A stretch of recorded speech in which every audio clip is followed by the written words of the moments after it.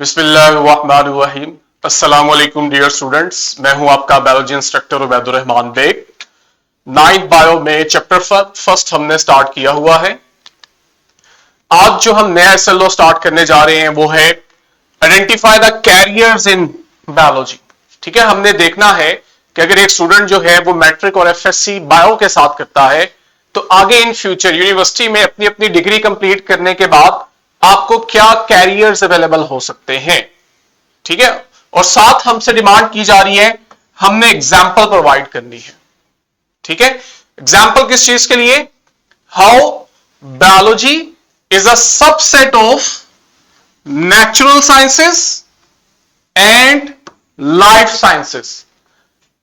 अब देखो, हम एसएलओ बेस्ड टीचिंग कर रहे हैं, हमारा जो एग्जाम है वो एसएलओ बेस्ड होगा।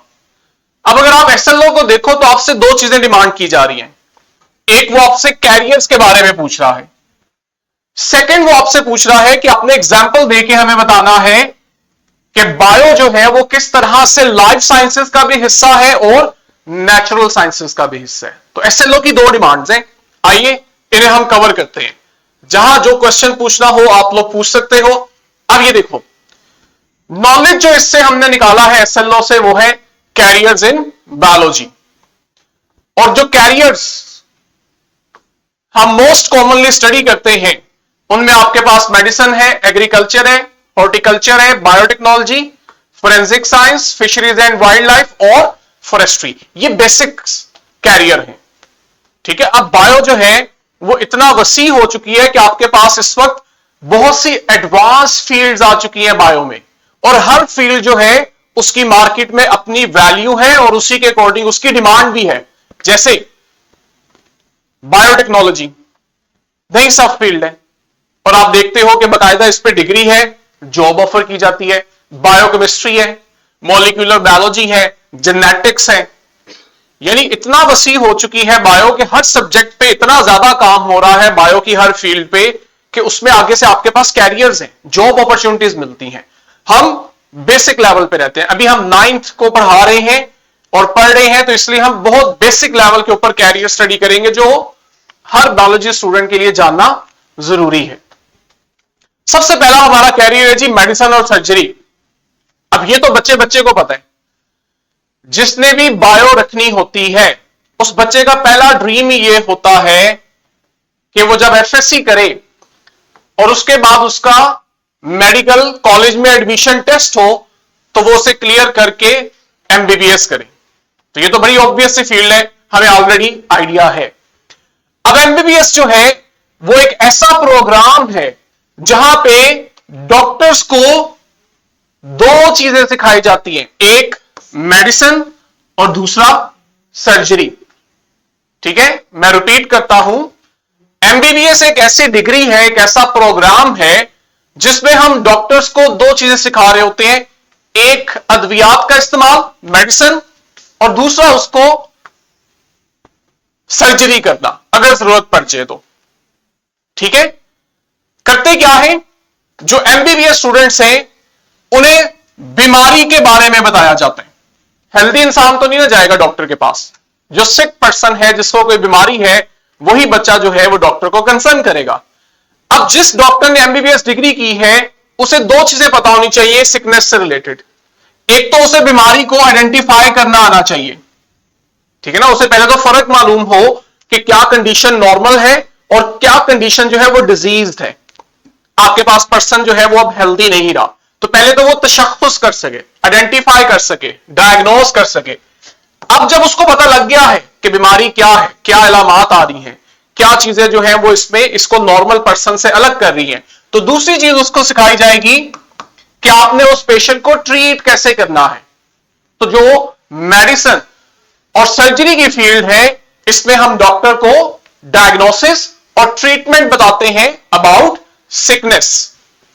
ठीक है, अगर तो आप सिंपल एमबीबीएस कर रहे हैं, ठीक है, बच्चों के लिए ही बहुत बड़ी बात होती है जी कि एफएससी करके एमडी गैट में स्कोर इतना अच्छा रहा कि हमारा एमबीबीएस में एडमिशन हो गया। लेकिन अगर आप डॉक्टर्स की दुनिया में देखो तो एमबीबीएस उनके कैरियर का स्टार्ट होता है। ये कोई उनके लिए इतनी बड़ी डिग्री नहीं होती, इतनी बड़ी बात नहीं होती। जब स्टूडेंट एमबीबीएस करता है तो हम उसे फिजिशियन कहते हैं। अगर कभी हॉस्पिटल विजिट हो तो आप लोगों ने नोटिस किया होगा कि आपको बाज़ औक़ात रिसेप्शन पे कहा जाता है जी वहां पे जनरल फिजिशियन बैठा है, आप वहां चले जाएं। अमूमी तौर पे हम डॉक्टर ही कहते हैं, लेकिन अक्सर देखा जाता है जनरल फिजिशियन का वर्ड यूज होता है। जी आपकी हॉस्पिटल में जॉब लगी है, क्या पोस्ट है? General physician. जनरल फिजिशियन आपके पास एक ऐसा डॉक्टर है जिसने सिर्फ एमबीबीएस तक पढ़ा हुआ है और वो उस बेस पे जॉब हासिल कर रहे हैं। अब जो फिजिशियन होता है जिसने एमबीबीएस की डिग्री ली है, इसको अलाउ किया जाता है लीगली कि वो पेशेंट्स को ट्रीट कर सके, लेकिन इसकी जो ट्रीटमेंट का मेथड है वो नॉन सर्जिकल मेथड होता है। ये बात क्लियर हुई कि जो जनरल फिजिशियन है जिसने एमबीबीएस की डिग्री की हुई है, ये पेशेंट्स को बगैर सर्जरी के, बगैर उसकी बॉडी में कट लगाए ट्रीट कर रहा होता है। इसलिए हम कहते हैं ये नॉन सर्जिकल ट्रीटमेंट करते हैं। हम मौसमी बीमारियां होती हैं अपने सराउंडिंग में, हम डॉक्टर को जब चेक करवाते हैं तो आप देखते हो कि वो आपको सिंपल मेडिसिन से ही ट्रीट करता है। अगर केस सीवियर हो जाए फिर आपको रेफर किया जाता है सर्जन के पास। अब सर्जन वो पर्सन है जिसने एमबीबीएस करने के बाद मजीद एजुकेशन दी है, वो एमबीबीएस करके रुका नहीं है, उसके बाद उसने अपनी मर्जी से बायो में कोई फील्ड सेलेक्ट की है और उसमें उसने स्पेशलाइजेशन की है। ठीक है, जब एमबीबीएस डॉक्टर मजीद पढ़ के किसी एक फील्ड में स्पेशलाइजेशन करता है, अब हम इसे सर्जन कहते हैं। फॉर एग्जाम्पल, अगर एक एमबीबीएस डॉक्टर है, वो हार्ट से रिलेटेड स्पेशलाइजेशन कर रहा है, तो आप उसे कार्डिक सर्जन का नाम देते हो। अगर हार्ट से रिलेटेड ज्यादा सीवियर केस आ जाते हैं जहां पे बाज़ औक़ात बाईपास और सर्जरी करनी पड़ जाती है, तो फिर जनरल फिजिशियन का काम वहां खत्म हो जाता है, वहां पे आपके पास सर्जन आते हैं, कार्डिक सर्जन। इसी तरह आपके पास न्यूरो सर्जन है। न्यूरो सर्जन जो है ये ब्रेन से रिलेटेड स्पेशलाइजेशन करते हैं। क्लियर हो गया? क्या फर्क है इनमें और फिजिशियन में? फिजिशियन जहां पे नॉन सर्जिकल मेथड तक महदूद था, जो सर्जन है ये नॉन सर्जिकल के साथ साथ सर्जिकल मेथड भी करते हैं। यानी डॉक्टर तो वो है ही, एमबीबीएस तो उसने किया हुआ है, मेडिसिन का तो उसे पता है, वो आपको नॉन सर्जिकल ट्रीटमेंट तो करेगा ही करेगा, लेकिन उसकी खासियत यह है कि वो एक स्टेप आगे जाके अगर जरूरत पड़े तो सर्जरी भी परफॉर्म कर सकता है पेशेंट की बॉडी पे, जिसमें हम देखते हैं कि बॉडी को कट लगा के सर्जरी करके जो बॉडी का एक मखसूस हिस्सा है जो नॉर्मल फंक्शन परफॉर्म नहीं कर रहा, जहां डिजीज है, उसको सर्जन ट्रीट करता है। आई होप आपको यह पॉइंट बड़े अच्छे से क्लियर होगा। आगे देखें जी, एग्रीकल्चर की डिग्री। अगर आप एफएससी करते हैं बायो में, तो उसके बाद आप यूनिवर्सिटी के अंदर एग्रीकल्चर पढ़ सकते हैं। जब आप एग्रीकल्चर में डिग्री ले लेते हैं तो आप एग्रीकल्चरिस्ट बन जाते हैं। अब बच्चा जब एग्रीकल्चर का वर्ड सुनता है ना, तो उसके ज़हन में एक ही चीज आती है कि ये प्लांट से रिलेटेड है, इसमें हम प्लांट्स को डील करते हैं। जबकि आपको यह चीज क्लियर होना चाहिए कि एग्रीकल्चर में आप प्लांट्स के साथ साथ एनिमल्स को भी ग्रो करवा रहे होते हैं। एग्रीकल्चर प्लांट रिलेटेड नहीं है। एग्रीकल्चर का मतलब है कि हमने लिविंग ऑर्गेनिज्म स्पेशली प्लांट्स और एनिमल्स को ग्रो करना है, और मकसद हमारा पीछे क्या है?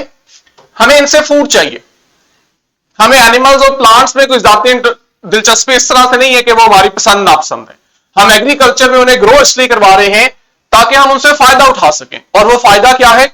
आप ज्यादा से ज्यादा उनसे फूड हासिल करो, फाइबर्स हासिल करो, और दूसरे बहुत सारे रिसोर्सेज हैं जो हम उनसे हासिल कर सकते हैं। मुझे आप लोगों ने यह बताना है, ये जो बच्चे स्कूल में बैठे हैं या इंडिविजुअल हैं, बच्चों फाइबर क्या होता है? ये चीज हमने बड़ा देखी है। बाज़ औक़ात हम देखते हैं फूड का कोई प्रमोशन ऐड चला होता है, तो उसको प्रमोट करते हुए कहा जाता है जी इस फूड में it is rich in fibre, इसमें फाइबर बहुत ज्यादा है। अक्सर जो न्यूट्रिशनिस्ट हैं जिन्होंने ग़िज़ा के ऊपर डिग्री ली होती है, वो भी कहते हैं जी ऐसी खुराकें खाएं जिसमें फाइबर ज्यादा होते हैं। Any idea what is fibre? Food और फाइबर में क्या फर्क है? हाँ जी, बीहा, जोहान, फाल।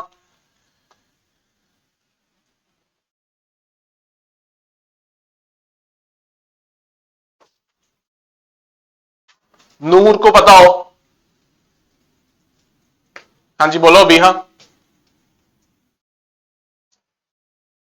अनम्यूट कर लिए? Sir, it is a kind of indigestible carbohydrate. Okay, यानी हमारी बॉडी है हजम नहीं करती, तो फिर हम इन्हें लेते क्यों हैं? पता नहीं सर, बट बट इस इस तरह भी तरह भी कुछ कुछ होता है। होता है। कैसे पता लगा? Chat GPT? No no sir. Sir. चलो करो फिर अभी। इतने में मुझे जोहा या इनफाल बताए। इनफाल, एनी आइडिया?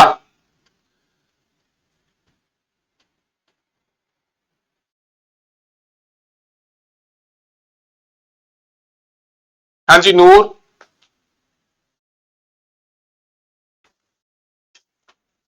किंग्स वे स्कूल के जो स्टूडेंट्स हैं इन्हें कुछ आइडिया है? हाँ जी इनफाल, आपने माइक ऑन किया था।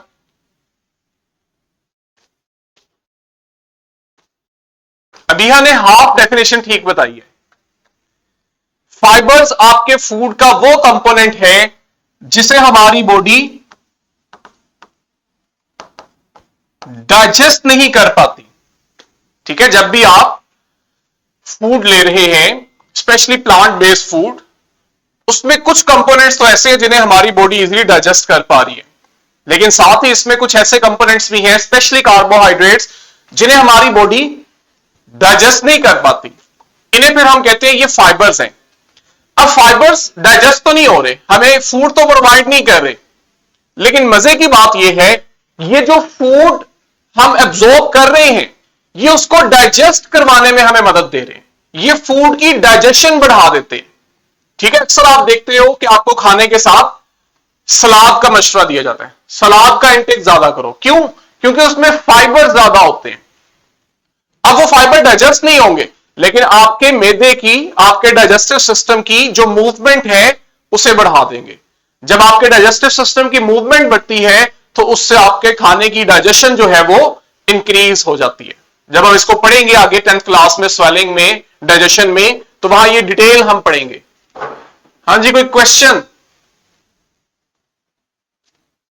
सर हम सर इसको हम इसको ऐसे कह ऐसे कह सकते हैं सकते हैं कि कि हेल्प हेल्प करती करती है है फूड फूड के के ब्रेकडाउन ब्रेकडाउन में। में। डाइजेशन ब्रेकडाउन में, ब्रेकडाउन से मतलब इस तरह से नहीं है कि जिस तरह एंजाइम आता है और वो फूड को ब्रेकडाउन करता है। ये असल में क्या कर रहा है, डाइजेस्टिव सिस्टम की मूवमेंट बढ़ा रहा है। जब उसकी मूवमेंट बढ़ रही है तो डाइजेस्टिव सिस्टम में जो फूड है ना उसकी मिक्सिंग बड़ी अच्छी होती है। जैसे ग्राइंडर है कि ग्राइंडर के अंदर आप चीजों को मिक्स बड़े अच्छे कर सकते हो, इसी तरह आप देखते हो कि आपका जो डाइजेस्टिव सिस्टम है इसमें मूवमेंट होती है। किसी को आइडिया है इस मूवमेंट का क्या नाम है? एक स्पेशल नाम दिया जाता है, चाहे तो इसको लिख लो, बाद में सर्च करना। ये जो मूवमेंट जब तेज होती है ना तो डाइजेस्टिव सिस्टम में फूड और एंजाइम जो है ये अच्छे से मिक्स होते हैं। ये जितना अच्छे से मिक्स होते हैं उतना ज्यादा डाइजेशन होती है। तो ये इस तरह से फूड की डाइजेशन बढ़ाता है। ठीक है, कहने को कह सकते हैं, लेकिन ये भी पता हो कि ये इनडायरेक्ट मेथड से बढ़ा रहा है। इसके अलावा हमने कहा कुछ और भी रिसोर्सेज हैं जो हम प्लांट्स और एनिमल से ले सकते हैं। कोई एग्जांपल दे सकते हैं? ऐसी क्या चीज है जो आप प्लांट्स और एनिमल से ले सकते हो other than food and fibres, जो आपके फायदे के लिए हो सकती है? कुछ भी।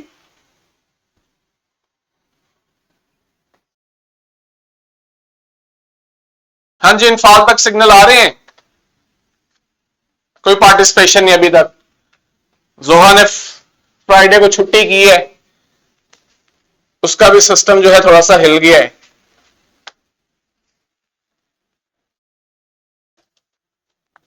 चलो कोई फायदा बताओ मुझे प्लांट और एनिमल का अदर देन फूड।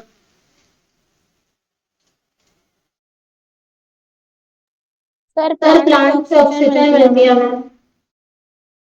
ओके, और? हाँ जी नूर, 2 दिन छुट्टी करके आते हो, फिर सॉफ्टवेयर अपडेट करना पड़ता है आप लोगों का। सर सर प्लांट्स की प्लांट्स वजह की से वजह से मतलब मतलब ब्लड ब्लड वेसल्स वगैरह रुकते रुकते हैं हैं और और प्लांट्स हमें प्लांट्स हमें ग्रीनरी ग्रीनरी देते हैं। देते हैं।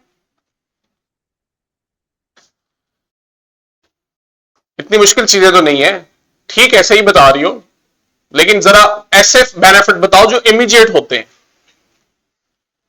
अगर इनफॉल का माइक का इश्यू है तो वो टाइप करके बता सकती है। क्या आप प्लांट से वुड नहीं हासिल करते? फिर आप उस वुड को चाहो तो आग लगाने के, फायर के लिए यूज कर लो। अब जो दूर दराज के इलाके हैं वहां तो जरूरी नहीं है गैस मौजूद हो। या फिर आप देखते हो कि आप उससे फर्नीचर बनाते हो, तो ये क्या है, प्लांट्स के बेनिफिट्स हैं। एनिमल्स में जरा हम देखें, स्पेशली अगर आप लोगों ने कभी अफ्रीका के जंगलों पे जियोग्राफिक चैनल पे कभी एनिमेशन देखी हो तो आपको आइडिया होगा कि वहां बकायदा जानवरों का शिकार किया जाता है इस नियत से कि उनके सींग काट के उसको फिर आगे यूज किया जाए। वो ब्लैक मार्केट के अंदर सेल होते हैं, फिर आप उन सींगों से डिफरेंट तरह के यूनिक आर्टिकल्स बनाते हो, जैसे बर्तन बनाना। तो ये सब क्या है, आपके पास अदर सोर्सेज हैं जो आप प्लांट्स और एनिमल से हासिल कर रहे हो। फूड तो ले ही ले रहे हो, ये तो हमारा प्राइमरी ऑब्जेक्टिव है, लेकिन इसके अलावा हमने इनसे और भी बहुत सारे फायदे उठाने होते हैं।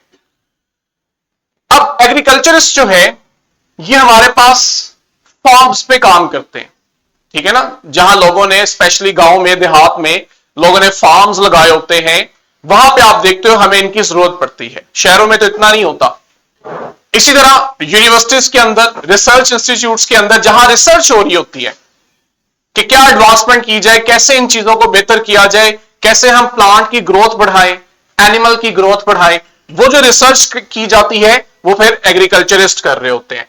और इसी के साथ साथ आप देखते हो कि फोकस किया जाता है ग्रोथ इंक्रीज की जाए प्लांट्स और एनिमल्स की, ठीक है, मैनेजमेंट की जाए, लाइफ स्टॉक मैनेजमेंट, ठीक है, कि किस कंडीशन में आपके पास एनिमल्स जो है वो ज्यादा बेहतर ग्रो कर सकते हैं, इन्हें किस तरह यूटिलाइज करें कि इनकी पॉपुलेशन भी डिस्टर्ब ना हो और हम इन्हें यूज करके इनसे फायदा भी लें। और साथ ही साथ very important, sustainable farming practices. बच्चों बायो में ना ये वर्ड बहुत ज्यादा यूज होने लग गया है।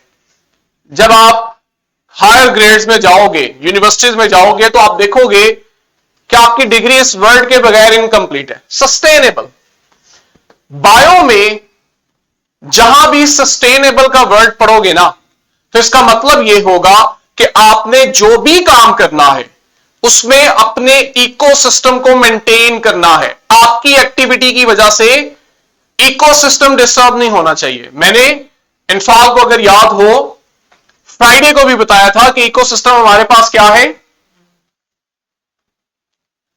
फ्राइडे की बात है ना, अबीहा या जोहा, नूर फातिमा, इकोसिस्टम क्या है?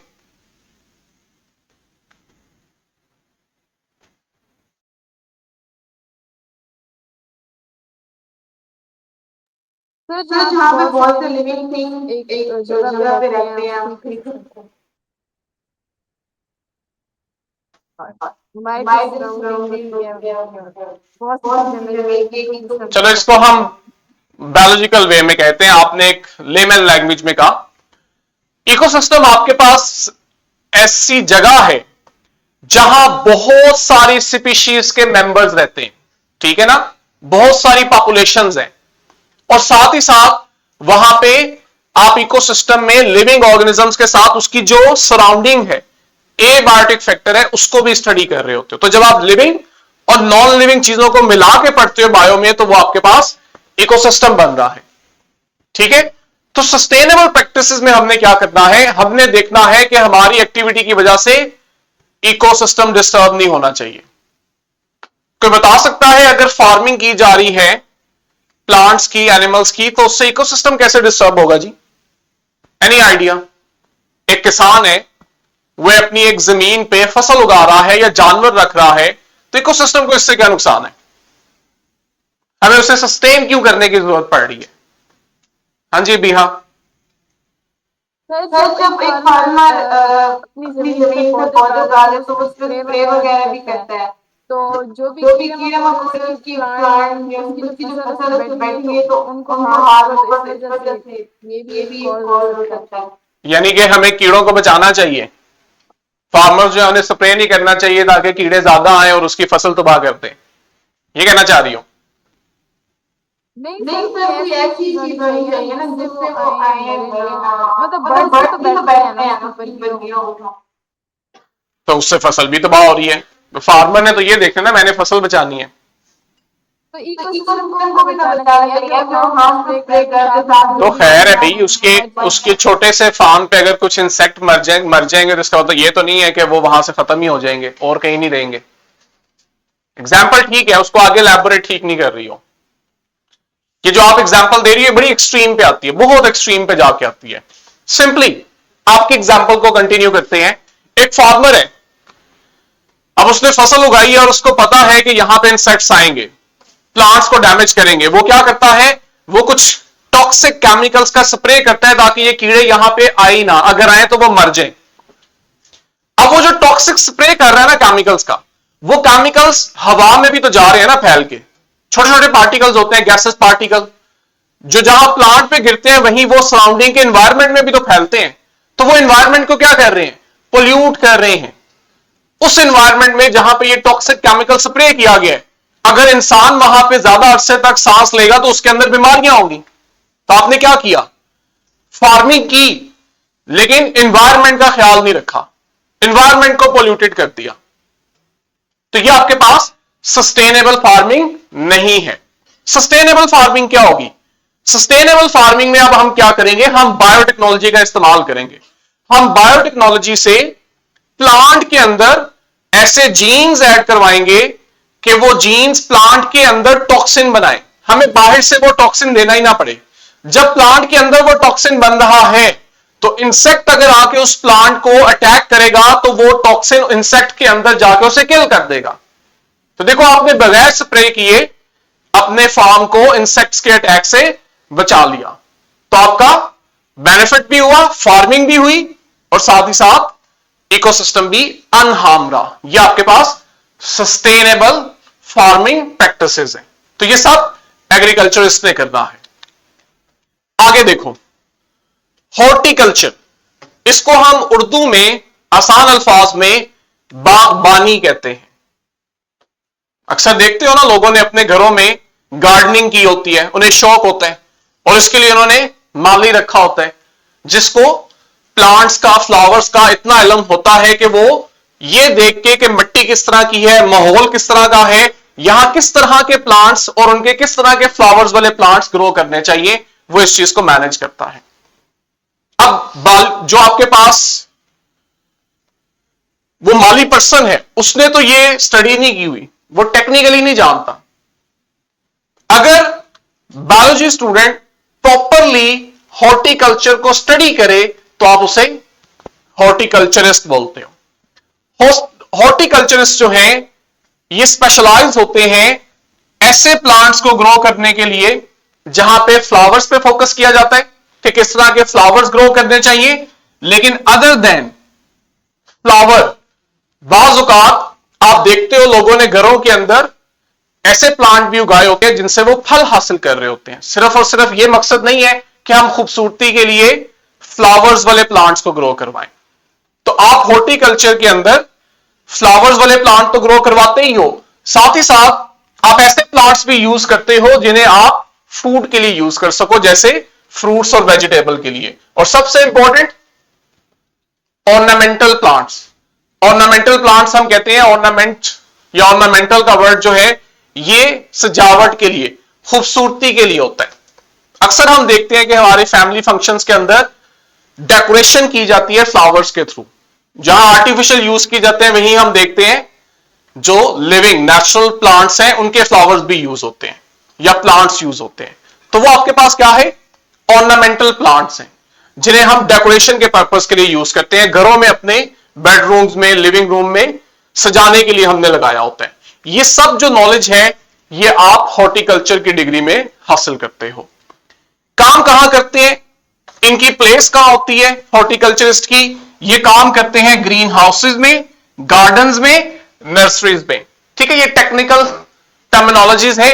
आसान अल्फाज में ये वो तमाम जगह हैं, ग्रीन हाउस, गार्डन और नर्सरी, जहां पे प्लांट्स को ग्रो किया जाता है।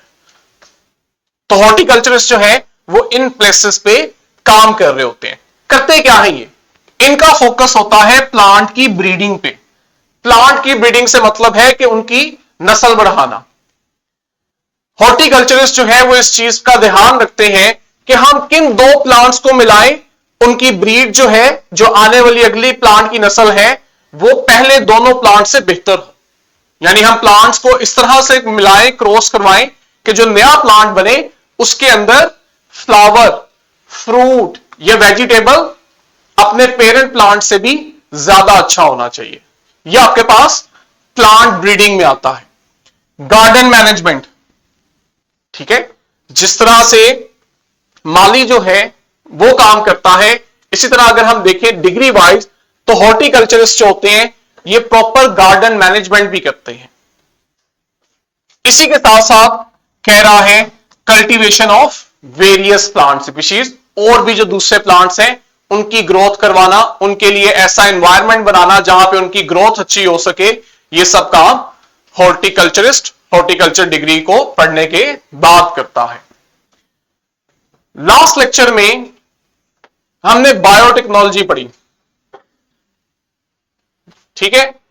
अब मोस्टली स्टूडेंट एब्सेंट थे इसलिए उन्हें आइडिया नहीं होगा। बायोटेक्नोलॉजी मैंने बताया था कि आपके पास बायो में एक ऐसी फील्ड है जिसमें हम दूसरे लिविंग ऑर्गेनिजम्स को यूज करते हैं, ठीक है। हम ह्यूमंस जो हैं वो दूसरे लिविंग ऑर्गेनिजम्स को यूज करेंगे और मकसद सिर्फ एक होगा कि उसका फायदा हमें हो, यानी हमने दूसरे जानदारों को अपने फायदे के लिए इस्तेमाल करना है। इस चीज को आप बायोटेक्नोलॉजी कहते हो। हम दूसरे जानदार कैसे अपने फायदे के लिए यूज करते हैं, हम उनके अंदर कुछ ऐसी चेंजेस करते हैं जिससे हमें फायदा हो। जैसे हम लोगों ने एग्जांपल वहां पढ़ी थी कि आजकल बायोटेक्नोलॉजी की मदद से यह बात मुमकिन हो चुकी है कि हम बिल्कुल माइक्रोस्कोपिक बैक्टीरिया जो है, जो एक सिंगल सेल है, हमें नजर भी नहीं आता अपनी आंख से, इतना छोटा है वो, हम उसको यूज करके अपनी बॉडी के लिए इंसुलिन बनाते हैं शुगर पेशेंट्स को देने के लिए। जबकि मैंने बताया था कि आप आज से कई दिहाइयां पीछे चले जाओ, 50, 60, 70 साल पीछे चले जाओ, जब बायोटेक्नोलॉजी इतनी एडवांस नहीं थी, तो आपके पास जो शुगर पेशेंट्स थे उन्हें मुसलसल इंसुलिन देना एक चैलेंज होता था कि कैसे जो इंसुलिन शुगर का पेशेंट है इसको इंसुलिन दी जाए। तो तब हम क्या करते थे, एनिमल्स में से इंसुलिन निकाल के ह्यूमन पेशेंट को देते थे। आज देखो बायोटेक्नोलॉजी ने हमारे लिए काम कितना आसान कर दिया है कि हम माइक्रो ऑर्गेनिज्म है उसके अंदर कुछ ऐसी चेंजेस करते हैं कि वो हमें इंसुलिन बना के दे देता है। और मैंने थोड़ा डिटेल बताया था कि हम असल में क्या कर रहे होते हैं, हम ह्यूमन से ही एक नॉर्मल हेल्दी इंसुलिन की जीन निकालते हैं और वो जीन बैक्टीरिया में एंटर करते हैं, और हमारी ह्यूमन की दी हुई जीन बैक्टीरिया में खुद को एक्सप्रेस करती है। एक्सप्रेस करने से मतलब है कि वो जीन अपना प्रोडक्ट बनाती है, और यहां पे वो जो प्रोडक्ट बना रही है वो इंसुलिन होती है।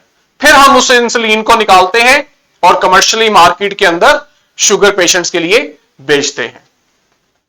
तो अब ये सब क्या है, बायोटेक्नोलॉजी का इस्तेमाल है, ठीक है। तो बायोटेक्नोलॉजी क्या है, बायोटेक्नोलॉजी में हम बायोलॉजिकल प्रोसेसेस को यूज करते हैं। बायोलॉजिकल प्रोसेसेस से मतलब यही कि हम लिविंग ऑर्गेनिजम्स को यूज करते हैं। हम बायोलॉजिकल या लिविंग सिस्टम्स को यूज करते हैं। लिविंग सिस्टम से मतलब है कि हम उनकी बॉडी को यूज कर रहे हैं या उनके सेल्स के अंदर मौजूद जो प्रोसेस हो रहे हैं उसको यूटिलाइज करते हैं।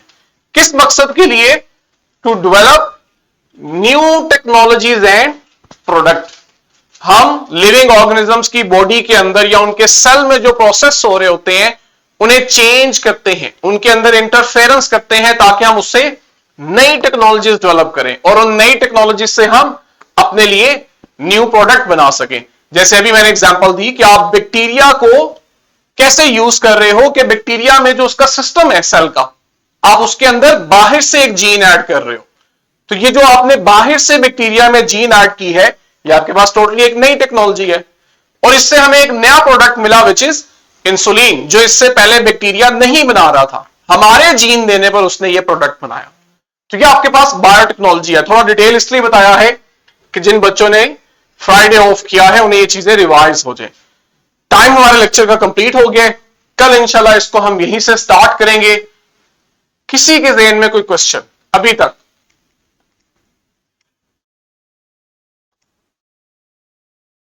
गुड। इनफाल ने आज पार्टिसिपेट नहीं किया। मेक श्योर कि आपका माइक जो है वो ठीक होना चाहिए अगले लेक्चर में। बच्चों कल यहीं से हम कंटिन्यू करेंगे, तब तक के लिए अल्लाह हाफिज।